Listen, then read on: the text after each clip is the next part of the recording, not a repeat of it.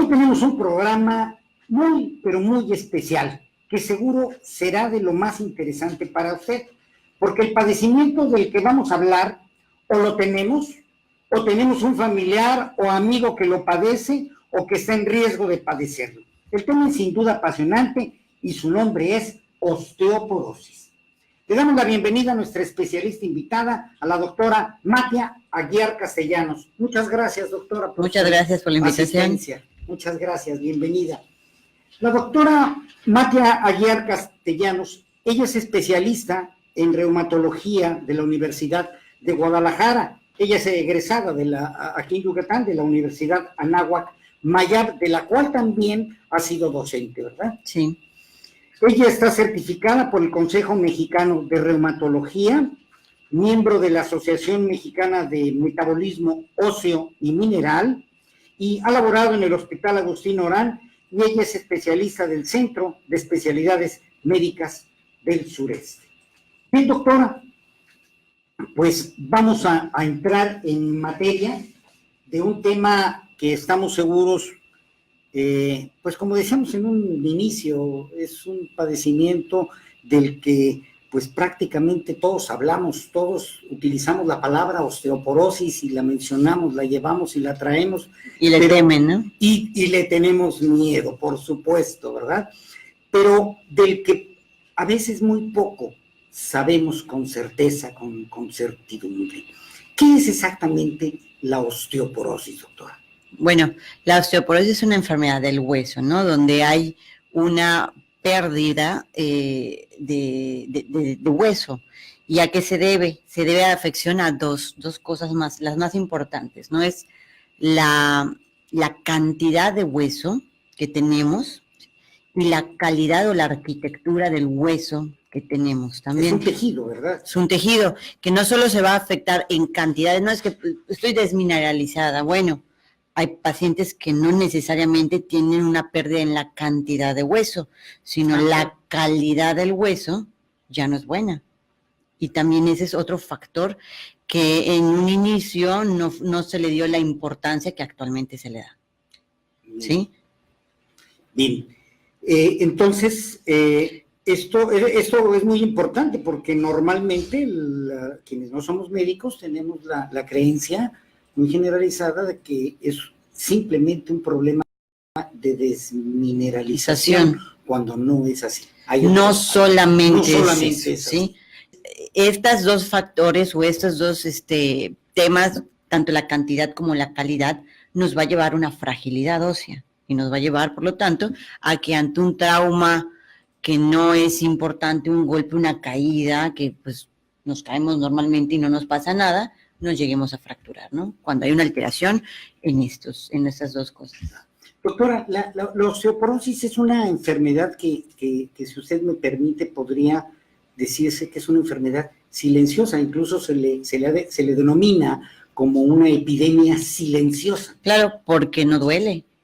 No hay dolor. Duele cuando uno se fractura. A veces llega el paciente y le digo, mire, por cualquier motivo, ¿no? Les mando a hacer una densitometría y aparece con osteoporosis. Y le digo, no, pues tiene osteoporosis.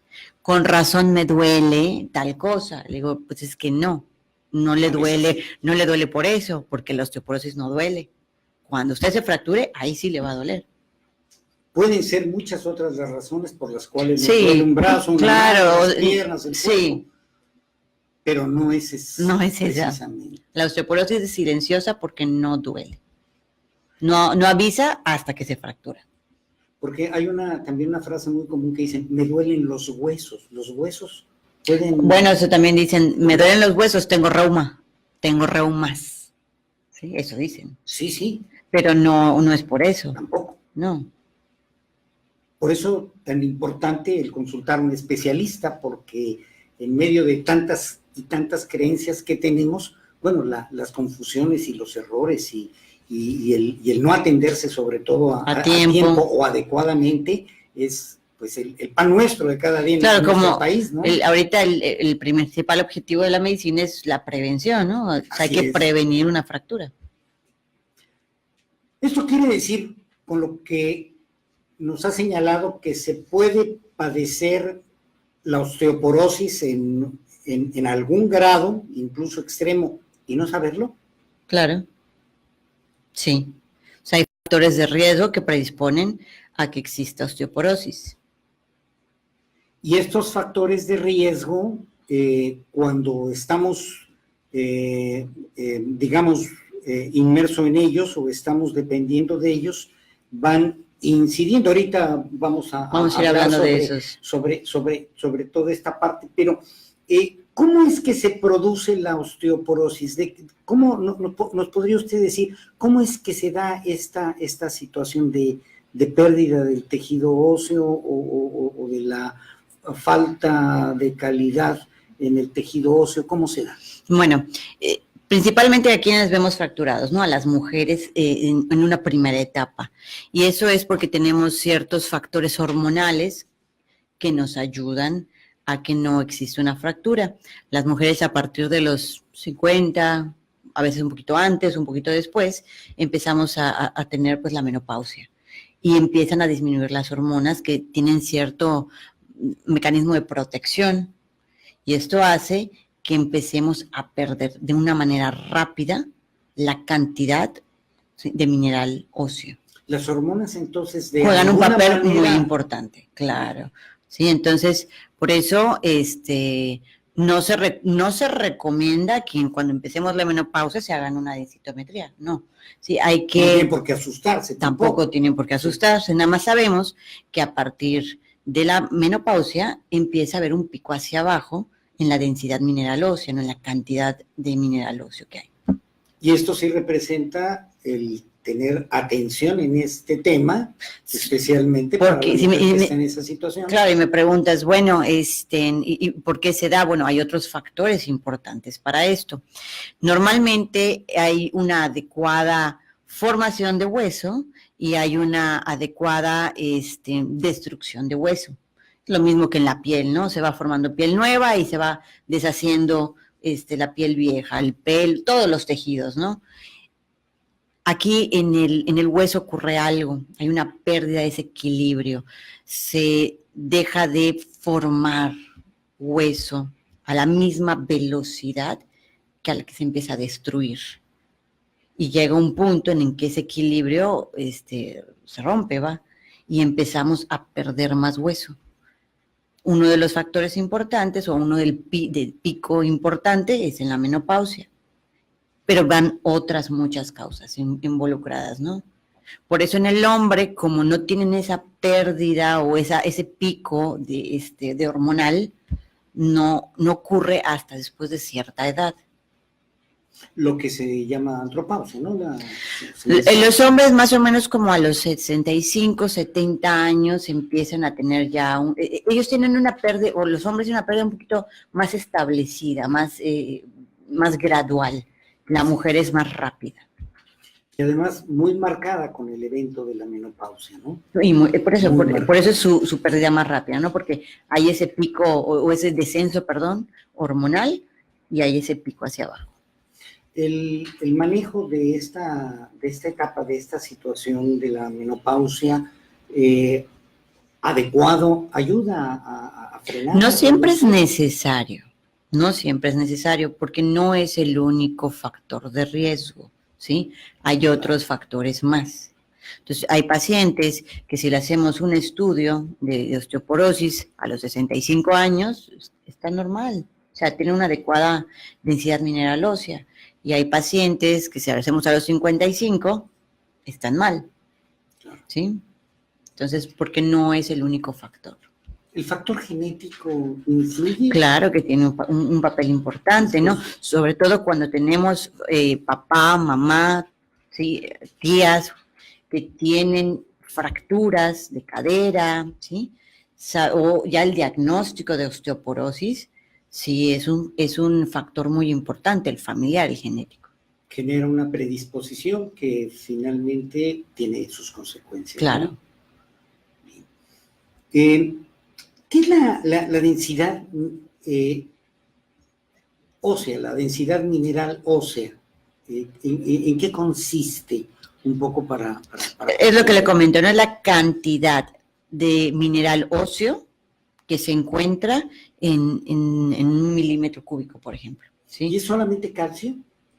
No, hay muchos sí, o sea, son minerales. células y minerales lo que se encuentran ahí.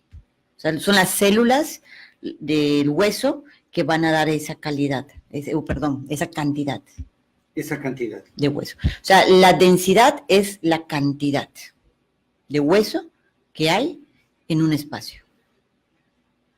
Y ciertamente, si no es por, me imagino, algún método diagnóstico, es muy difícil, si no es que imposible saber cómo está de los huesos. Claro, para eso nos sirve una densitometría ósea.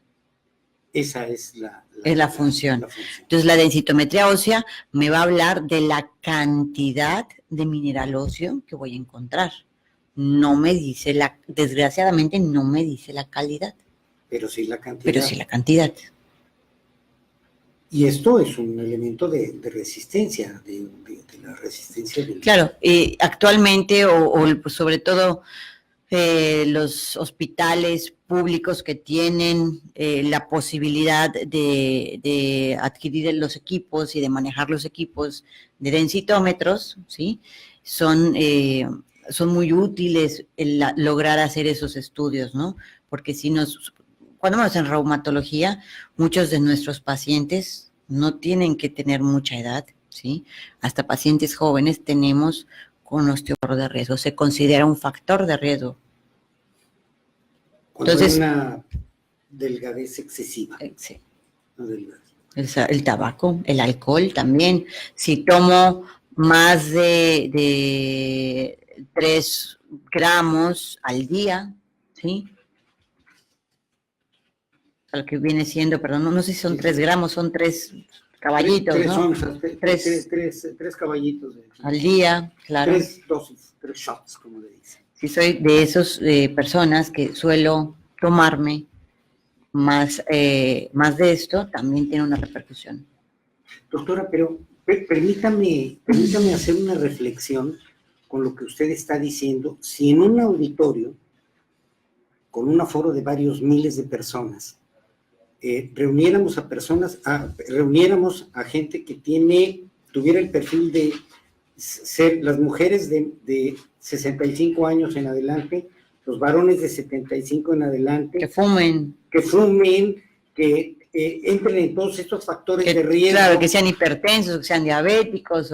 Y si hiciéramos una pregunta muy simple, decirle, levante la mano a aquel que se ha hecho una densitometría. Muy pocos. Casi nadie levantaría la mano.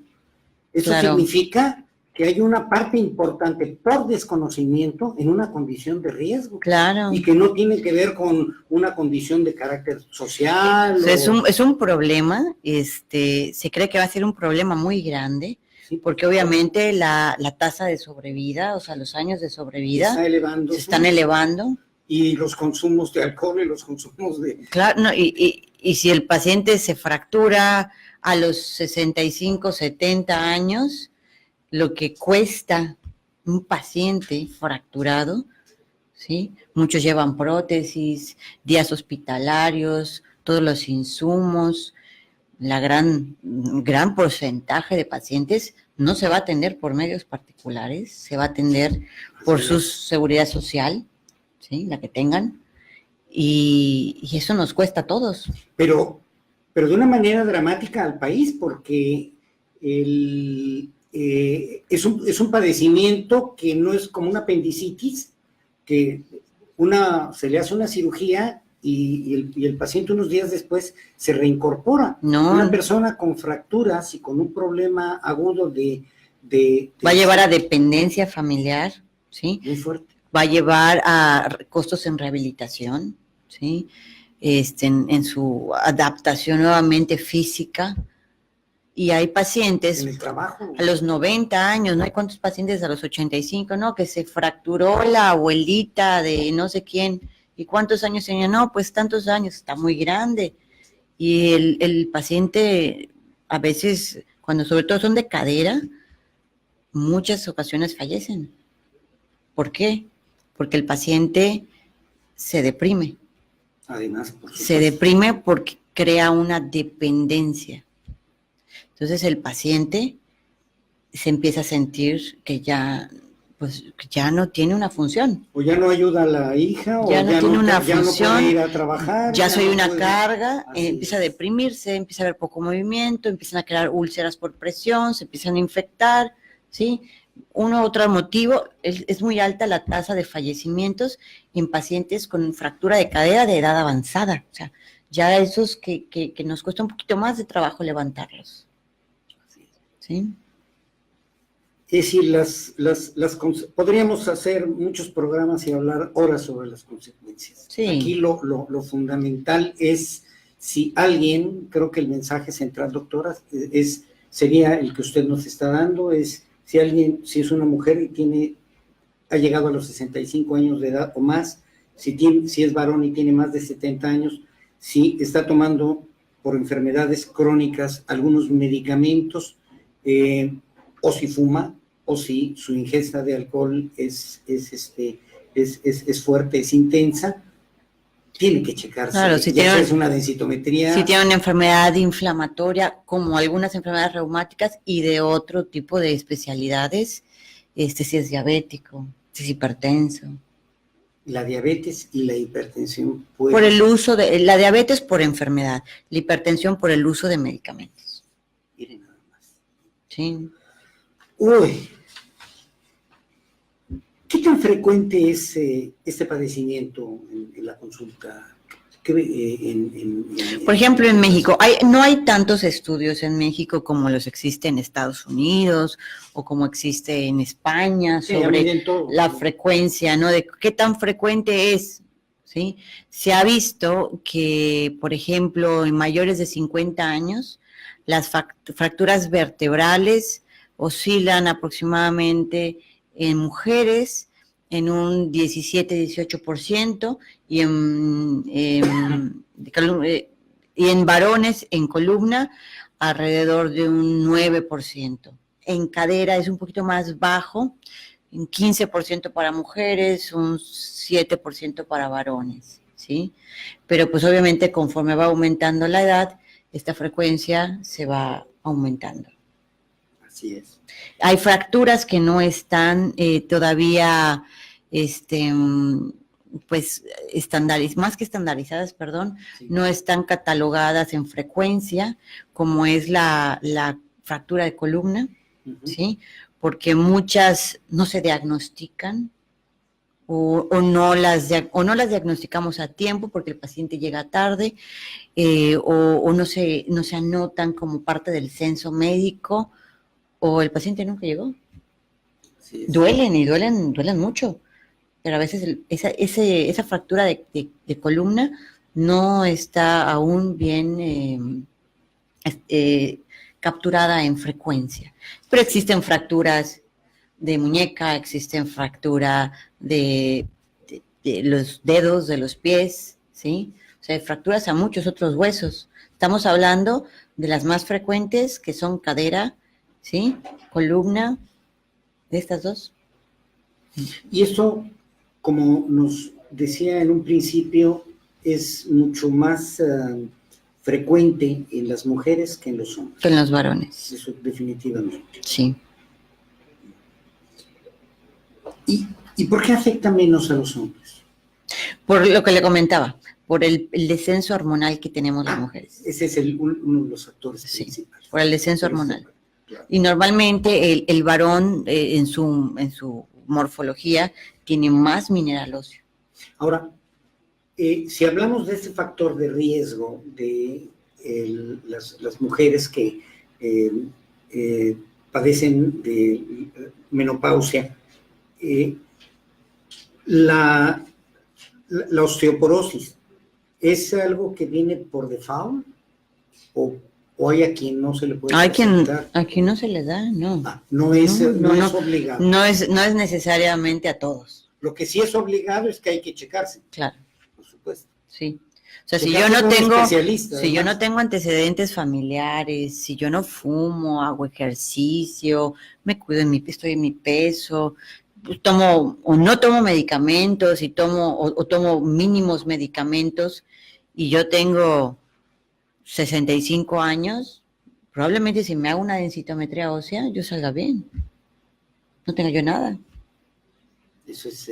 Sí, porque hay muchas características que debo de reunir para que esto se dé. No solamente es el descenso de las hormonas, no es solamente eso. Bien. Tenemos un recuento porque tenemos varias preguntas y varias de ellas están en ese tenor, en esa línea. ¿Cuáles son los factores de riesgo? ¿Qué es lo que puede producir la osteoporosis o acelerarlo? Además de lo que sería la parte hormonal, ¿hay otros factores? Claro, es que le comentaba, el tabaco, alcohol, sí, alcohol, un índice de masa ósea bajo, o sea, sí. estemos bajos de peso, medicamentos, ¿sí? Enfermedades inflamatorias, reumáticas o algunas gastrointestinales, la diabetes, el hipotiroidismo, algunas enfermedades del aparato hormona, básicamente son los factores más importantes. Que de alguna manera abarca gran parte de la población de todo este país. Sí. Sin lugar a dudas. La diabetes. Sí, ¿no? Nada más con ella, ¿no? ¿La menopausia quirúrgica aumenta el riesgo de padecer claro, sí. Si a mí por algún problema de miomas o algún sangrado anormal a los 40, 45 años me quitan la matriz, ¿sí? Y me quitan los ovarios, pues obviamente pues hay un descenso en la producción hormonal. Sí. De hecho tenemos por aquí una pregunta. Voy a ir dando algunas preguntas. Entonces, realmente, no necesariamente porque me hayan quitado los ovarios me va a dar osteoporosis, pero sí es un factor de riesgo importante a tomar en cuenta, sobre todo para el médico.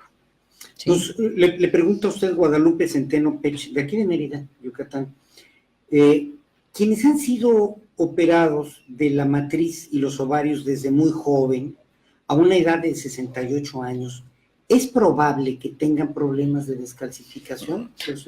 Bueno, eso se empieza desde antes, de los 68 años. O sea, como empezamos a hablar, ¿no? De la menopausia, claro, es el principal factor. Aquí estamos hablando de hormonal, ¿sí? Si me van a quitar quirúrgicamente, es porque estamos hablando de que las hormonas son las que se van a empezar a limitar en función, a disminuir en función. Entonces eso empieza desde antes de los 68 años, eso empieza desde la menopausia. Tenemos otra pregunta, aprovechando que estamos ya. ¿Un niño por desnutrición y mala alimentación podría llegar a padecer osteoporosis? Ana María Cárdenas de Coatzacoalcos, Veracruz. Los niños no tienen o no se clasifica como osteoporosis. Cuando es por desnutrición, ¿sí?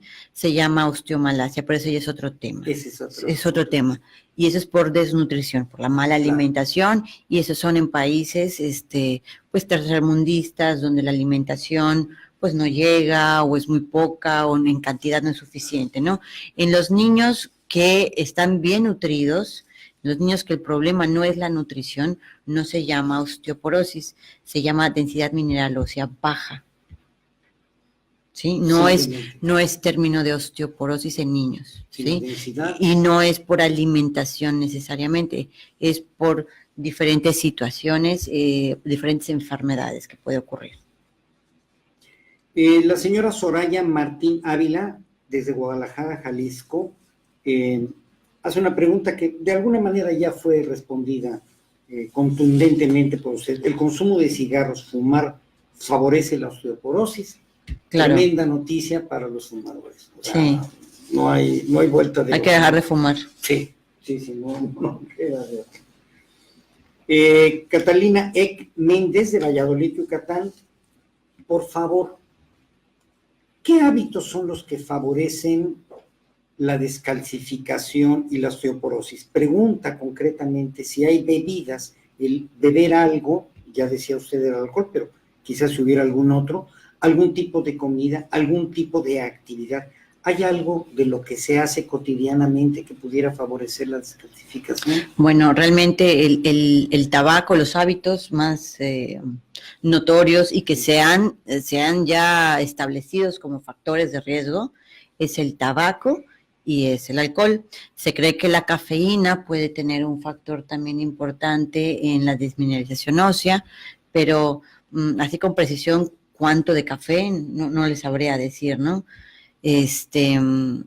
Básicamente el ejercicio, al contrario, o sea, es un buen hábito, es un buen hábito que favorece a la mineralización ósea. ¿Aún a la tercera edad? Sí, y principalmente aquel ejercicio donde haya un mayor reforzamiento o actividad del músculo, las mancuernitas, sí, o sea, el fortalecer los músculos tiene una implicación positiva en la mineralización ósea.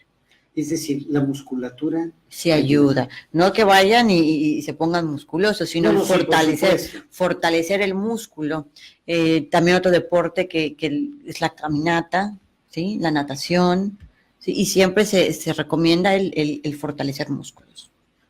No solo por la implicación de la mineralización, sino porque aumenta la... como se dice, la firmeza del cuerpo, ¿no? Claro. Para evitar caídas. Claro. Y eso, evitar caídas, nos protege a una fractura. Claro. Claro. ¿Y hay alguna alimentación que favorezca la calcificación? Por supuesto, sí. Sí. Pues los alimentos ricos en calcio, ¿sí? ¿Como cuál? La principal fuente es los lácteos, ¿sí? Ya sea la leche, el yogur, los quesos, ¿sí? Son los que en gran medida aportan mucho calcio. No son los únicos, ¿sí? Pero en gran medida. Por ejemplo, 250 mililitros de leche o unos 30 gramos de queso nos van a aportar alrededor de 400 miligramos de calcio al día. Sin importar la edad, o sea, el consumo de lácteos es lo que nos van a aportar. A ¿sí? Cualquier edad. La alimentación no láctea, o sea, toda la alimentación al día que comemos nos puede aportar entre 200 y 400 miligramos de calcio al día, o sea, todo lo demás, ¿sí? Por lo tanto, si yo consumo un vaso con leche y 30 gramos de queso, y aparte mis alimentos, no lo sé, los normales, la carne, el huevo, frutos secos, ensalada, me va a estar aportando más o menos 400 miligramos de calcio. Y con esos 1.200 en aporte de calcio al día, es completamente suficiente. Porque, tal como usted nos lo ha indicado, si el hueso es un tejido y está construido por células, las células, nos decía usted también, se van regenerando, sí, y también van muriendo. Es decir, hay una pérdida, hay un desgaste del calcio. Normalmente hay un equilibrio entre esa pérdida y esa formación. Claro. En la osteoporosis hay una pérdida de este equilibrio. Claro. Cuando se rompe ese equilibrio por alguno de los factores que usted ya nos ha dicho, empieza a haber una mayor pérdida. Así es. Y una menor formación. Y ahí es donde no se recomienda, bueno, yo me imagino, no sé usted que es la especialista, no se recomienda al cálculo, ¿verdad? Yo creo que hay que ir con un especialista y ver cuál es la situación de uno. Es una ingesta normal, ¿no? O sea, cómo debemos de comer una dieta rica en calcio. Si me preguntan, bueno, ¿y qué como? Bueno, los lácteos es la fuente principal, hay otras fuentes, ¿no? Las tortillas de maíz, ¿sí? El huevo, los frutos secos, como comenté, algunos tipos de pescado también son ricos. Algunos granos, no todos, algunos granos, también algunos vegetales verdes, la espinaca, por ejemplo, no, ¿sí? Al contrario, puede acelerar la pérdida. ¿La espinaca? Sí, tiene alguna sustancia que hace que no se absorba bien el calcio. Mire. ¿Sí? Pero... Y en cuanto a eso, déjeme decirles, son cuestión de creencias que se escuchan. ¿Es cierto que el consumo, la ingesta de calcio de alguna manera desmedida puede provocar algún conflicto, alguna situación cardíaca? No, más que nada el consumo de calcio a quienes que tienen ya un factor conocido principalmente de formación de litos, de piedras renales, ahí sí podría. En este caso, pero no para el corazón. No. No para el corazón. O sea, para el corazón ya sería el calcio a dosis grandes, claro. Sí puede tener algunas, más que nada, alteraciones metabólicas que puede tener una implicación cardíaca, ¿no? Estamos hablando de exceso. Estamos hablando de algo extremadamente... Sí, exceso. De Playa del Carmen, Quintana Roo, Yasmín Calderón pregunta, y esto es una... Qué bárbara, qué pregunta, porque, bueno, pues vivimos en la península de Yucatán. Dice Yasmín, ¿es cierto que el agua dura de la península ayuda a que los huesos no se descalcifiquen? No, el agua no es una fuente de calcio, ¿sí? No, entonces no, realmente las fuentes de calcio son las que comenté. Sí, no es el agua. No, no es el agua. Ese calcio no se va a absorber ya a los huesos. No se va a absorber. Sí, pues si no, no habría problemas los huesos, de osteoporosis en la península, ¿no? Claro. Y sí los hay. Y mucho. Y mucho.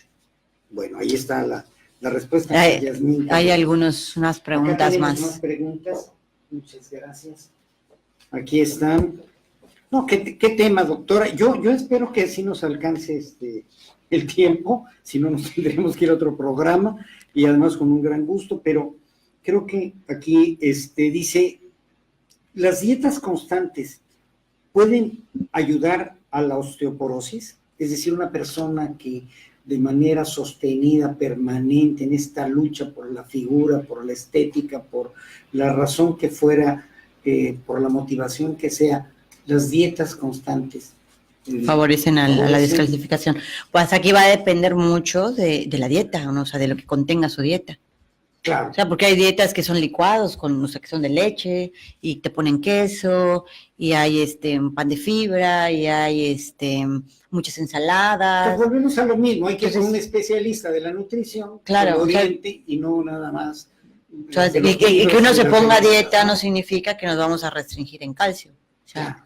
No necesariamente, porque hay muchos medicamentos que pueden no engordar y gran aporte de calcio. Una pregunta directa. ¿A qué médico, a qué especialidad médica debo de recurrir si sospecho osteoporosis? ¿Y cómo puede uno sospechar que se tiene osteoporosis? Bueno, no se puede hacer una sospecha a menos de que tengamos factores de riesgo, ¿sí? Como hablábamos... Ahí sí, ¿verdad? Sí, factores de riesgo. Factores de riesgo, hablamos de que es una enfermedad silenciosa, que no nos va a dar una notificación, ¿no? No nos va a dar ningún síntoma. Simplemente si somos pacientes o personas con factores de riesgo, pues hay que pedir una opinión o algún estudio. ¿A quién vamos a acudir? Bueno, osteoporosis es un tema de todos, ¿sí? No todos se dedican a ver osteoporosis. Existen también hasta reumatólogos que no les gusta el tema y no manejan la osteoporosis. Raro, pero suele pasar. Lo puede ver desde un reumatólogo, un endocrinólogo, un ginecólogo, hasta ortopedista, medicina interna, hasta un médico general puede manejarlo si tiene un gusto hacia este tema, ¿no? Si es un médico que le gusta saber de este tema. Es un tema de todos. ¿Sí? Bueno, de preferencia que esté certificado. Claro. ¿Verdad? Esa sería una de las premisas. Que sea médico. Que sea médico y que sea un médico. ¿No? Pero sí, o sea, la osteoporosis podemos llegar con el ginecólogo. A mí me ha pasado que el ginecólogo me manda pacientes o el ortopedista me manda pacientes porque no se mete con la osteoporosis, no le gusta manejar, no lo sabe, no tiene un interés, ¿no? Hacia este tema. Entonces, realmente es el médico que tenga el interés, pero en realidad todos lo podemos manejar. Y muy claro el punto de la sospecha. No, aquí la única sospecha es a partir de los factores de riesgo. Claro. Precisamente por ese silencio terrible, ¿no? de esta enfermedad, ¿no? El descenso de estatura puede ser por consecuencia de la osteoporosis? Claro, Las personas se hacen sí, chiquitas. sí, claro, Sí, también. porque la vértebra va perdiendo densidad ósea y la arquitectura, la calidad, y se va compactando la vértebra, ¿sí? Una y otra vértebra, y eso va dando una estatura menor. Por supuesto que es también un indicador. Entonces, y es una buena pregunta porque no la habíamos tocado. Sí, ¿no? Sí, o sea, no. sí es. Excelente. Sí es Julio, un factor de riesgo. Muchas gracias, Julio. ¿Tener antecedentes maternales de osteoporosis ayudaría o que yo lo tuviera? Tengo 48 años, Norma Uck. Sí, cuando nuestra madre, principalmente nuestra madre, podría ser hasta un familiar, ya sea abuelo, hermano, tía, tuviese el diagnóstico de osteoporosis, sí puede ser necesario hacerse un estudio. Es un factor de riesgo. Nos pregunta Esperanza Ávila.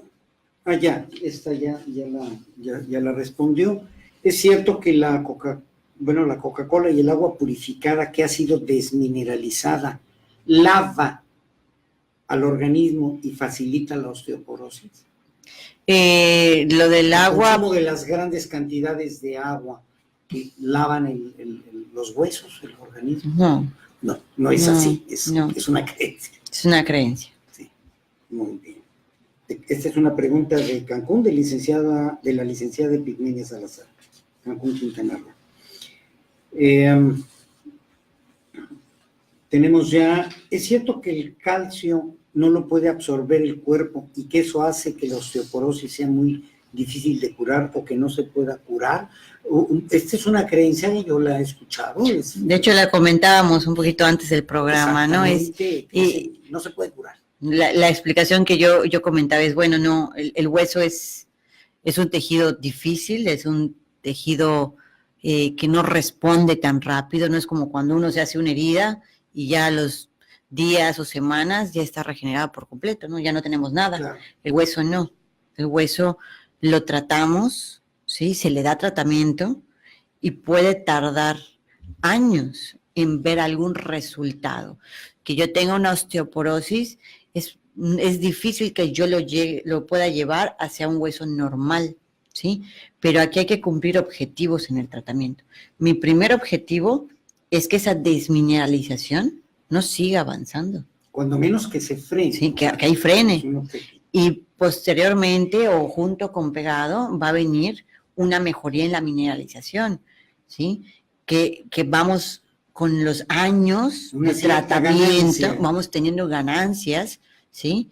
Y el paciente muy disciplinado, lo más probable es que le vaya bien, ¿sí? No dejamos de correr un riesgo de fractura, pero sí lo disminuimos, ¿sí? Y ahora el tema del que el calcio es difícil de absorber, es cierto, ¿sí? Por eso sabemos que si yo estoy dando cierto gramaje, sé que el 40% de lo que yo tome es lo que se va a absorber.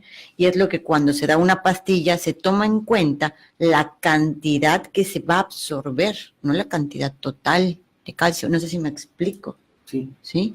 Entonces yo como médico, si le doy una pastilla, yo ya sé cuánto voy a ganar absorbiéndose en calcio con esa pastilla. Claro. ¿Sí? Entonces, todo eso ya se sabe, todo eso ya se calcula el calcio que damos, el calcio que come, o sea, que va a ingerir, y yo sé más o menos cuánto es el calcio que está consumiendo, tanto medicamentoso como, como alimenticio, ¿va? Al día. Pero perdóname que insista, no es un tema de aproximaciones o de lo que yo me pudiera imaginar o de lo que yo pueda ir calculando. Eso es un especialista el que tiene que considerarlo, medirlo. Sí, eso lo hace el médico. Sí, el médico, sí. No es la persona, porque, para los remedios somos buenísimos en nuestro país. Para las tías, para las abuelitas, para las hierbas, para todo cúrcuma, ello, ¿no? Puede haber cosas muy buenas y maravillosas, pero también hay padecimientos tan específicos como que requieren de una especialidad y requieren de una medición y requieren de un conocimiento. Y de un Si no, seguimiento. De un seguimiento. Sí, porque a veces el paciente, bueno, oiga, ¿sabe qué? Le voy a dar ese tratamiento, se lo va a tomar, en un año revaloramos, en 6 meses revaloramos, o no lo sé, el tiempo que el médico considere, ¿sí? El paciente por cualquier motivo no vuelve, suspende el tratamiento y regresa años después. Aquí hay una pregunta que tiene que ver con esto mismo que estamos hablando y de las creencias. Dice José Antonio Ruelas Cabañas, Morelia, Michoacán. Miren. Dice, me dijeron que se puede obtener de la cáscara de huevo calcio orgánico y que disuelto, gracias al jugo de limón, se puede beber y recuperar el calcio perdido. ¿Esto ayuda de alguna manera? Pues no está comprobado médicamente. Yo creo que son creencias que son tal vez hasta tradiciones, ¿no? Locales. Igual salió en algún momento un calcio de coral. El famoso, a ver, doctor. A mí no me tocó, pero, o sea, conocerlo, pero el calcio de coral, fue muy famoso. Sí, todavía en algunos casos, hay quien lo busca todavía. Sí. Sí, a mí me ha tocado que llega el paciente y es el calcio de coral y yo, a ver, ¿qué me perdí? Yo, o sea, a mí no me tocó conocer, porque hubo hasta como que mucha publicidad para eso, entiendo. Sí, entonces ya me han platicado médicos de moda. Arriba de mí, ¿no? Que es algo que estuvo de moda. Sí. Un calcio de coral, pero no. Bueno, las modas pasan, pero también pesan, ¿no? Pues sí, yo creo que sí. Y ese es hay que tener cuidado. Y me ha tocado, o sea, el calcio de coral. Con las modas. Cuando se habla de, aquí en esta parte, el calcio que, con el que trabaja usted, con el que trabajan los médicos con sus pacientes, ¿es un calcio orgánico o es solamente mineral? ¿Estoy hablando de lo mismo o es indistinto? No, eso es lo mismo, es el calcio, pues hay dos tipos, el citrato de calcio y el carbonato de calcio, ¿sí? Que son los más conocidos. Ambos calcios se absorben por el cuerpo. Desgraciadamente, como comentábamos, no se logra absorber todo este calcio. El calcio es muy competitivo, ¿sí? Si está... hay alimento o hay otros medicamentos en el mismo momento de la absorción, el calcio se hace, digamos, para atrás. Hacia un lado. Dice, bueno, que ellos se absorban, ¿no? Yo me espero. Entonces, sí, para dar el calcio, para una buena absorción, necesitamos que sea un calcio que esté o sea, que la toma del medicamento sea en ayuno de alguna manera. Claro. ¿Sí? Y el calcio, el problema de muchos pacientes es que está la pastilla grandota, a veces les causa molestias estomacales, pero bueno, es todo un tema. Doctora, el tiempo se nos está prácticamente terminando. ¿Cómo podemos prevenir fracturas? Sobre todo cuando existen esta situación del riesgo o ya de la osteoporosis. Bueno, aquí en caso de recomendaciones es, bueno, ya platicamos de los factores de riesgo, ¿no? A ver si tenemos factores de riesgo. ¿Sí? De ahí hay que partir. Si los tenemos, ¿sí? Ir con el médico, ¿sí? El médico solicitará estudios, ¿sí? De sangre y de densitometría ósea. Y también radiografías. Y ya dependiendo de lo que el médico vaya encontrando es si tendrá que hacer algún otro tipo de estudios, ¿no? Ya sea de imagen o laboratoriales. Pero bueno, esas son las recomendaciones que son médicas. Hay otras recomendaciones, por ejemplo, no farmacológicas, que es el hacer ejercicio, el consumo de alimentos ricos en calcio, bueno, sí, no automedicarse, ¿sí? No automedicarse, porque hay medicamentos que pueden llevar a este problema. Hay una cantidad enorme de medicamentos que tienen la palabra en la C de las farmacias. Está 20 nombres que promueven el calcio.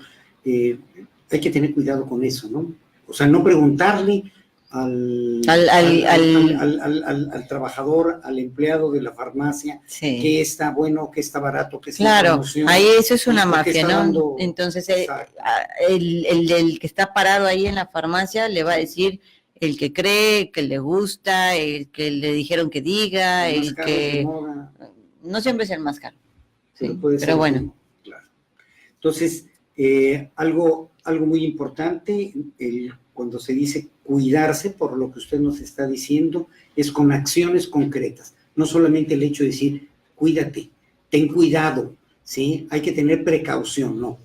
Para evitar fracturas hay que hacer acciones concretas, tanto en términos de médicas, como también de ejercicio, de alimentación. De salud, sí, de claro. Salud, ¿no? Ya sea medicamentosos o no medicamentosos. Bueno, aquí hay, de alguna manera, usted no lo ha dicho, pero es una pregunta muy recurrente. ¿Cómo puede una persona, cómo puede una mujer saber si tiene osteoporosis? No hay otra que haciendo los estudios. Que hacer un estudio. Claro. ¿Qué es la densitometría? Densitometría y radiografías, ¿no? Porque a veces podemos encontrar, por ejemplo, en columna, una vértebra disminuida en tamaño y sabemos que ha habido una fractura que nunca dio ningún síntoma y la densitometría me podría mostrar normal. Entonces, no solo es densitometría, también viene acompañada de radiografía de columna y cadera. Claro. Muy bien.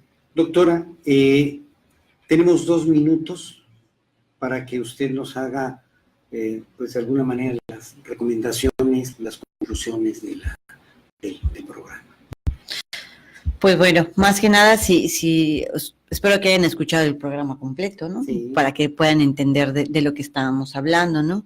Si caemos en cualquiera de uno de esos factores de riesgo, acérquense a su médico de confianza, tal vez a su médico de primer contacto, ¿sí? Su médico general, familiar, y para comentarle inquietudes que tienen al haber escuchado este programa, para realizarse las medidas necesarias y un adecuado diagnóstico, ¿sí?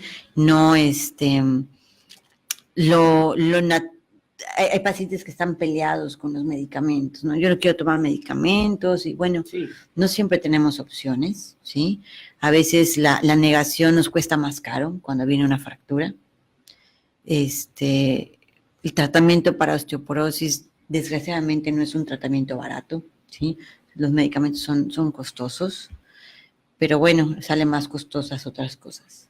Así es. El tiempo, la oportunidad juega un papel muy importante, ¿no, doctora? Claro. El poder hacer un diagnóstico a tiempo, hacerlo cuando ya se fracturó de manera casi inexplicable, ¿no? Claro.